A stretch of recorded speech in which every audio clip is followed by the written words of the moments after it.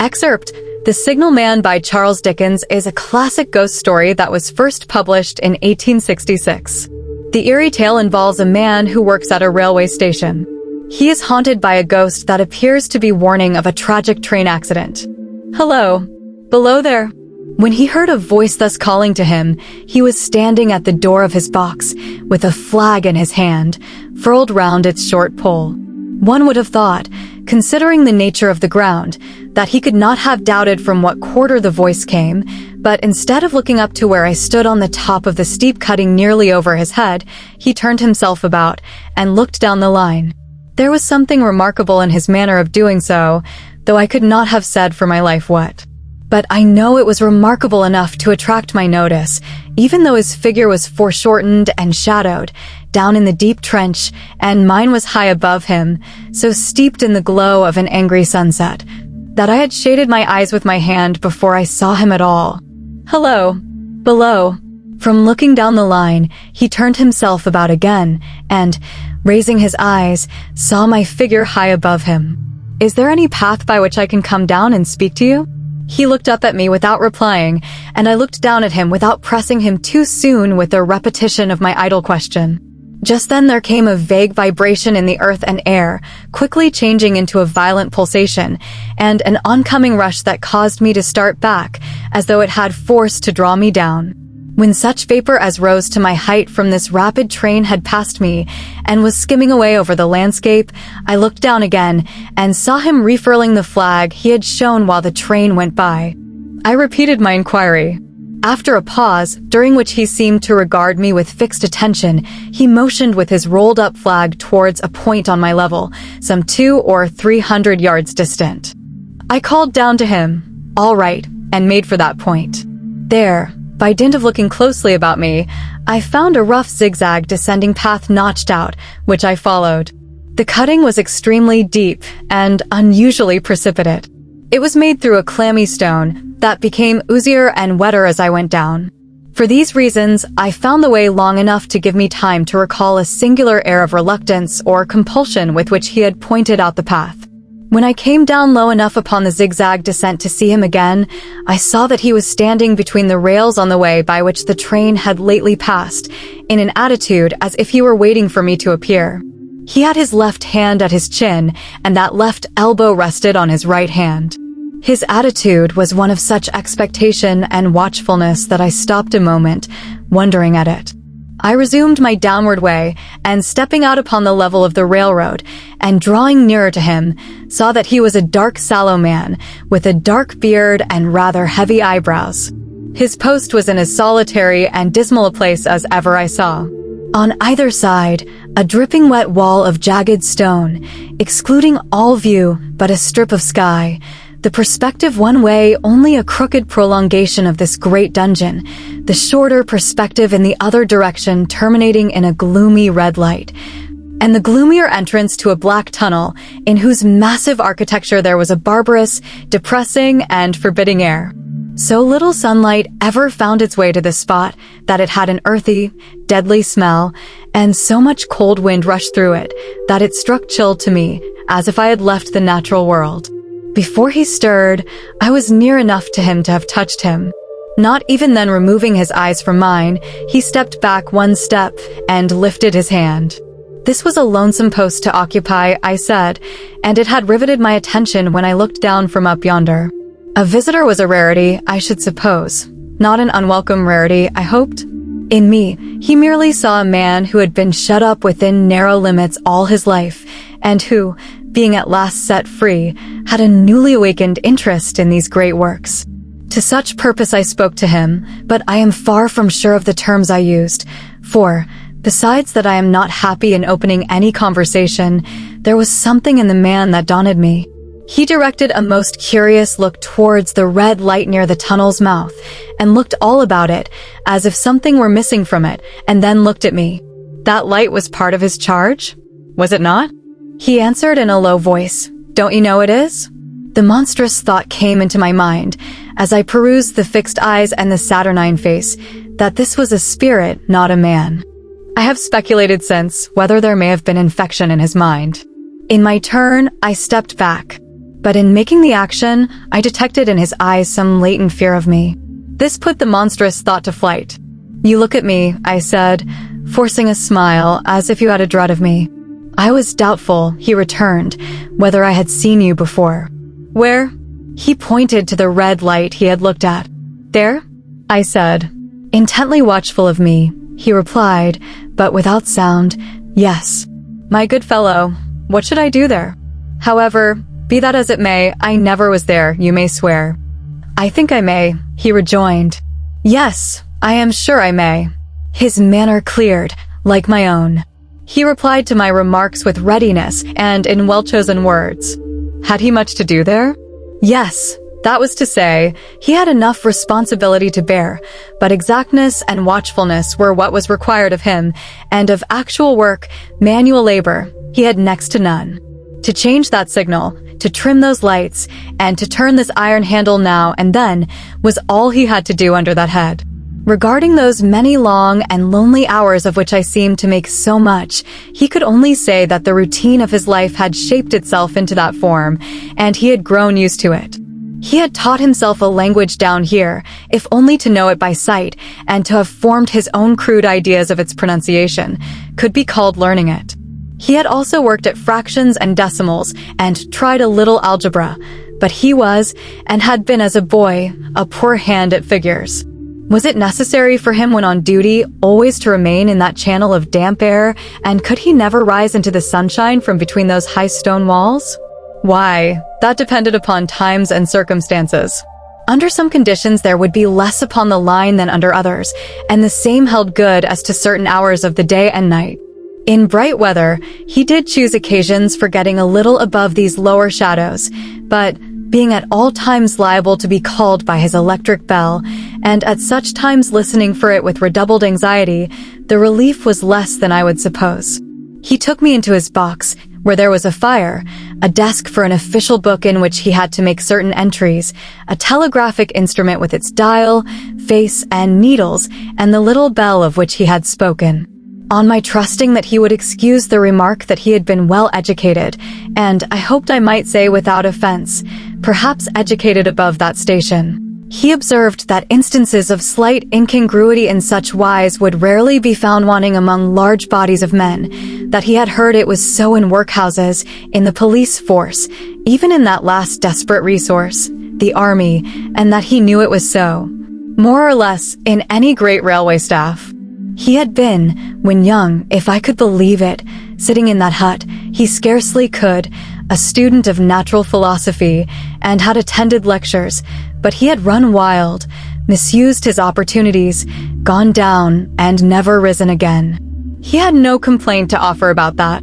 He had made his bed, and he lay upon it. It was far too late to make another.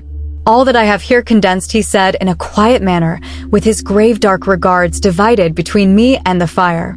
He threw in the word, sir, from time to time, and especially when he referred to his youth, as though to request me to understand that he claimed to be nothing but what I found him. He was several times interrupted by the little bell, and had to read off messages and send replies. Once he had to stand without the door and display a flag as a train passed and make some verbal communication to the driver. In the discharge of his duties, I observed him to be remarkably exact and vigilant, breaking off his discourse at a syllable and remaining silent until what he had to do was done. In a word, I should have set this man down as one of the safest of men to be employed in that capacity, but for the circumstance that while he was speaking to me he twice broke off with a fallen color, turned his face towards the little bell when it did not ring, opened the door of the hut, which was kept shut to exclude the unhealthy damp, and looked out towards the red light near the mouth of the tunnel. On both of those occasions, he came back to the fire with the inexplicable air upon him which I had remarked, without being able to define when we were so far asunder. Said I, when I rose to leave him, "You almost make me think that I have met with a contented man." I am afraid I must acknowledge that I said it to lead him on. "I believe I used to be so," he rejoined, in the low voice in which he had first spoken, "but I am troubled, sir, I am troubled." He would have recalled the words if he could. He had said them, however, and I took them up quickly. "With what? What is your trouble?" It is very difficult to impart, sir. It is very, very difficult to speak of. If ever you make me another visit, I will try to tell you. But I expressly intend to make you another visit. Say, when shall it be? I go off early in the morning, and I shall be on again at 10 to morrow night, sir. I will come at 11. He thanked me and went out at the door with me. I'll show my white light, sir, he said, in his peculiar low voice, till you have found the way up. When you have found it, don't call out. And when you are at the top, don't call out. His manner seemed to make the place strike colder to me, but I said no more than, very well. And when you come down tomorrow night, don't call out. Let me ask you a parting question. What made you cry, hello? Below there, tonight? Heaven knows, said I. I cried something to that effect. Not to that effect, sir. Those were the very words. I know them well. Admit those were the very words. I said them, no doubt, because I saw you below. For no other reason? What other reason could I possibly have? You had no feeling that they were conveyed to you in any supernatural way? No. He wished me good night and held up his light. I walked by the side of the down line of rails with a very disagreeable sensation of a train coming behind me until I found the path. It was easier to mount than to descend, and I got back to my inn without any adventure. Punctual to my appointment, I placed my foot on the first notch of the zigzag next night, as the distant clocks were striking 11. He was waiting for me at the bottom, with his white light on. I have not called out, I said, when we came close together. May I speak now? By all means, sir. Good night, then, and here's my hand. Good night, sir, and here's mine. With that we walked side by side to his box, entered it, closed the door, and sat down by the fire. I have made up my mind, sir, he began, bending forward as soon as we were seated, and speaking in a tone but a little above a whisper, that you shall not have to ask me twice what troubles me. I took you for someone else yesterday evening. That troubles me. That mistake. No, that's someone else. Who is it? I don't know. Like me? I don't know. I never saw the face. The left arm is across the face, and the right arm is waved, violently waved. This way. I followed his action with my eyes, and it was the action of an arm gesticulating, with the utmost passion and vehemence, for God's sake, clear the way. One moonlight night, said the man, I was sitting here, when I heard a voice cry, hello. Below there. I started up, looked from that door, and saw this someone else standing by the red light near the tunnel, waving as I just now showed you. The voice seemed hoarse with shouting, and it cried, look out. Look out! And then attain, hello. Below there. Look out! I caught up my lamp, turned it on red, and ran towards the figure, calling, what's wrong? What has happened? Where? It stood just outside the blackness of the tunnel. I advanced so close upon it that I wondered at its keeping the sleeve across its eyes. I ran right up at it, and had my hand stretched out to pull the sleeve away, when it was gone. Into the tunnel? Said I. No. I ran on into the tunnel, 500 yards. I stopped and held my lamp above my head and saw the figures of the measured distance and saw the wet stains stealing down the walls and trickling through the arch. I ran out again faster than I had run in, for I had a mortal abhorrence of the place upon me, and I looked all round the red light with my own red light, and I went up the iron ladder to the gallery atop of it, and I came down again and ran back here. I telegraphed both ways, an alarm has been given. Is anything wrong? The answer came back, both ways, all well. Resisting the slow touch of a frozen finger tracing out my spine, I showed him how that this figure must be a deception of his sense of sight, and how that figures, originating in disease of the delicate nerves that minister to the functions of the eye, were known to have often troubled patients, some of whom had become conscious of the nature of their affliction, and had even proved it by experiments upon themselves. As to an imaginary cry, said I, do but listen for a moment to the wind in this unnatural valley while we speak so low, and to the wild harp it makes of the telegraph wires. That was all very well, he returned, after we had sat listening for a while, and he ought to know something of the wind and the wires, he who so often passed long winter nights there, alone and watching. But he would beg to remark that he had not finished. I asked his pardon, and he slowly added these words, touching my arm. Within 6 hours after the appearance, the memorable accident on this line happened, and within 10 hours the dead and wounded were brought along through the tunnel over the spot where the figure had stood. A disagreeable shudder crept over me, but I did my best against it. It was not to be denied, I rejoined, that this was a remarkable coincidence, calculated deeply to impress his mind. But it was unquestionable that remarkable coincidences did continually occur, and they must be taken into account in dealing with such a subject. Though to be sure I must admit, I added, for I thought I saw that he was going to bring the objection to bear upon me, men of common sense did not allow much for coincidences in making the ordinary calculations of life. He again begged to remark that he had not finished. I again begged his pardon for being betrayed into interruptions. This, he said, again laying his hand upon my arm and glancing over his shoulder with hollow eyes, was just a year ago. 6 or 7 months passed, and I had recovered from the surprise and shock when one morning, as the day was breaking, I, standing at the door, looked towards the red light and saw the specter again. He stopped with a fixed look at me. Did it cry out? No. It was silent. Did it wave its arm? No. It leaned against the shaft of the light with both hands before the face. Like this. Once more I followed his action with my eyes. It was an action of mourning. I have seen such an attitude in stone figures on tombs. Did you go up to it? I came in and sat down, partly to collect my thoughts, partly because it had turned me faint. When I went to the door again, daylight was above me and the ghost was gone. But nothing followed. Nothing came of this. He touched me on the arm with his forefinger twice or thrice, giving a ghastly nod each time. That very day, as a train came out of the tunnel, I noticed, at a carriage window on my side, what looked like a confusion of hands and heads, and something waved. I saw it just in time to signal the driver, stop. He shut off and put his brake on, but the train drifted past here 150 yards or more. I ran after it and, as I went along, heard terrible screams and cries. A beautiful young lady had died instantaneously in one of the compartments and was brought in here and laid down on this floor between us.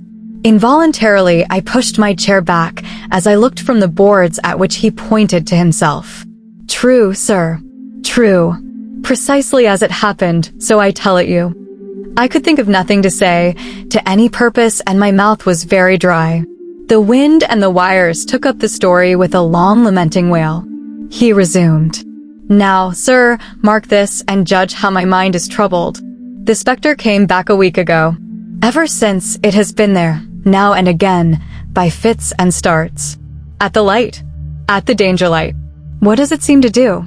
He repeated, if possible with increased passion and vehemence, that former gesticulation of, for God's sake, clear the way. Then he went on. I have no peace or rest for it. It calls to me, for many minutes together, in an agonized manner, below there. Look out! Look out! It stands waving to me. It rings my little bell. I caught at that. Did it ring your bell yesterday evening when I was here, and you went at the door? Twice. Why, see, said I, how your imagination misleads you. My eyes were on the bell, and my ears were open to the bell, and if I am a living man, it did not ring at those times. No, nor at any other time, except when it was rung in the natural course of physical things by the station communicating with you. He shook his head. I have never made a mistake as to that yet, sir. I have never confused the specter's ring with the man's. The ghost's ring is a strange vibration in the bell that it derives from nothing else, and I have not asserted that the bell stirs to the eye. I don't wonder that you failed to hear it. But I heard it. And did the specter seem to be there when you looked out? It was there. Both times. He repeated firmly. Both times. Will you come to the door with me and look for it now? He bit his under lip as though he were somewhat unwilling, but arose. I opened the door and stood on the step while he stood in the doorway. There was the danger light. There was the dismal mouth of the tunnel. There were the high, wet stone walls of the cutting. There were the stars above them. Do you see it? I asked him, taking particular note of his face. His eyes were prominent and strained, but not very much more so, perhaps, than my own had been when I had directed them earnestly towards the same spot. "No," he answered. "It is not there." "Agreed," said I. We went in again, shut the door, and resumed our seats.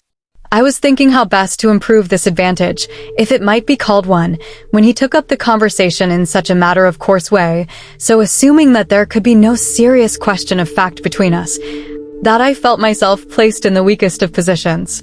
"By this time you will fully understand, sir," he said, "that what troubles me so dreadfully is the question, what does the spectre mean?" I was not sure, I told him, that I did fully understand. "What is its warning against?" he said, ruminating, with his eyes on the fire, and only by times turning them on me. "What is the danger? Where is the danger?" "There is danger overhanging somewhere on the line. Some dreadful calamity will happen. It is not to be doubted this third time, after what has gone before.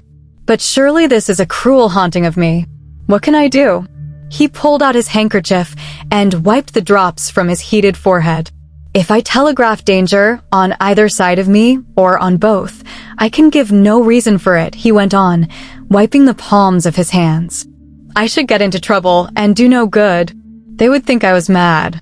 This is the way it would work. Message, danger. Take care. Answer, what danger? Where? Message, don't know. But, for God's sake, take care. They would displace me. What else could they do?" His pain of mind was most pitiable to see. It was the mental torture of a conscientious man, oppressed beyond endurance by an unintelligible responsibility involving life.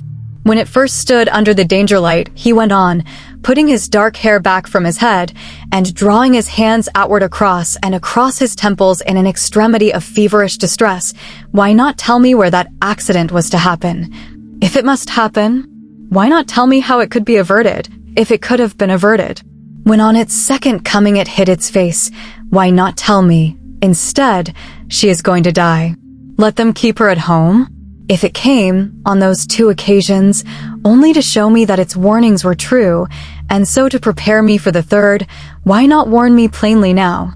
And I, Lord help me, a mere poor signalman on this solitary station. Why not go to somebody with credit to be believed and power to act? When I saw him in this state, I saw that for the poor man's sake, as well as for the public safety, what I had to do for the time was to compose his mind.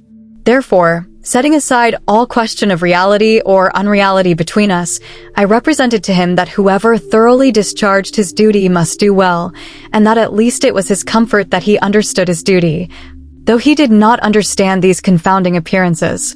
In this effort I succeeded far better than in the attempt to reason him out of his conviction. He became calm, the occupations incidental to his post as the night advanced began to make larger demands on his attention, and I left him at 2 in the morning. I had offered to stay through the night, but he would not hear of it. That I more than once looked back at the red light as I ascended the pathway, that I did not like the red light, and that I should have slept but poorly if my bed had been under it, I see no reason to conceal. Nor did I like the 2 sequences of the accident and the dead girl. I see no reason to conceal that either. But what ran most in my thoughts was the consideration how ought I to act, having become the recipient of this disclosure. I had proved the man to be intelligent, vigilant, painstaking, and exact, but how long might he remain so, in his state of mind? Though in a subordinate position, still he held a most important trust, and would I, for instance, like to stake my own life on the chances of his continuing to execute it with precision? Unable to overcome a feeling that there would be something treacherous in my communicating what he had told me to his superiors in the company, without first being plain with himself and proposing a middle course to him, I ultimately resolved to offer to accompany him, otherwise keeping his secret for the present, to the wisest medical practitioner we could hear of in those parts, and to take his opinion. A change in his time of duty would come round next night, he had apprised me, and he would be off an hour or 2 after sunrise, and on again soon after sunset. I had appointed to return accordingly. Next evening was a lovely evening, and I walked out early to enjoy it. The sun was not yet quite down when I traversed the field path near the top of the deep cutting. I would extend my walk for an hour, I said to myself, half an hour on and half an hour back, and it would then be time to go to my signalman's box. Before pursuing my stroll, I stepped to the brink and mechanically looked down from the point from which I had first seen him. I cannot describe the thrill that seized upon me when, close at the mouth of the tunnel, I saw the appearance of a man with his left sleeve across his eyes, passionately waving his right arm. The nameless horror that oppressed me passed in a moment, for in a moment I saw that this appearance of a man was a man indeed, and that there was a little group of other men, standing at a short distance, to whom he seemed to be rehearsing the gesture he made. The danger light was not yet lighted. Against its shaft, a little low hut, entirely new to me, had been made of some wooden supports and tarpaulin. It looked no bigger than a bed. With an irresistible sense that something was wrong, with a flashing self-reproachful fear that fatal mischief had come of my leaving the man there and causing no one to be sent to overlook or correct what he did, I descended the notched path with all the speed I could make. "What is the matter?" I asked the men. "Signalman killed this morning, sir." "Not the man belonging to that box?" "Yes, sir." "Not the man I know?" "You will recognize him, sir, if you knew him," said the man who spoke for the others, solemnly uncovering his own head and raising an end of the tarpaulin, for his face is quite composed. "Oh, how did this happen? How did this happen?" I asked, turning from one to another as the hut closed in again. "He was cut down by an engine, sir." No man in England knew his work better, but somehow he was not clear of the outer rail. It was just a broad day. He had struck the light and had the lamp in his hand. As the engine came out of the tunnel, his back was towards her, and she cut him down. That man drove her and was showing how it happened. "Show the gentleman, Tom." The man, who wore a rough dark dress, stepped back to his former place at the mouth of the tunnel.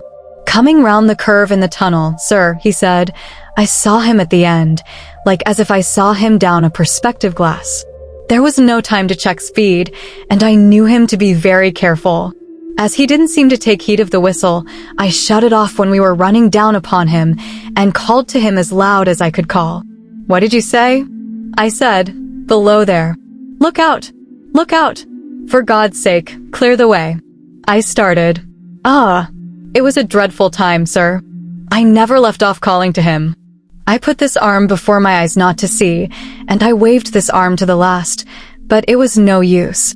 Without prolonging the narrative to dwell on any one of its curious circumstances more than on any other, I may, in closing it, point out the coincidence that the warning of the engine driver included not only the words which the unfortunate signalman had repeated to me as haunting him, but also the words which I myself, not he, had attached, and that only in my own mind, to the gesticulation he had imitated.